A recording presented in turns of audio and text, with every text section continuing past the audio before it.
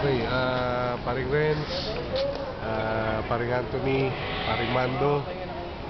Dito ko ngayon sa airport, natin ko si Mac na 1 week na nag-stay siya rito. Medyo puyat-puyat pa ako dahil alas 7 kami na umaga umuwi kagabi dahil kami nag-disco. So, dito, nakakaiyak naman pero nami-miss ko kayo. Tapos, okay naman dito pare, okay. Mura pagkain, mura ang babae, ang mga bilihin.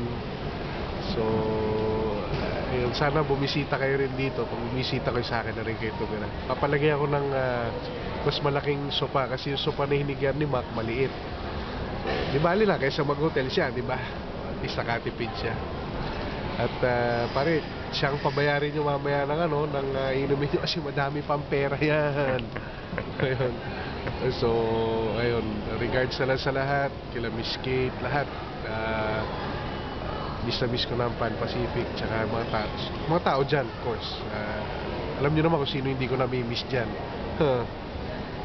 Babae siya at mataas ang kanyang posisyon. Well, anyway, good luck sa inyo. Pagdasal nyo kami rito at minsan nalulungkot din kami.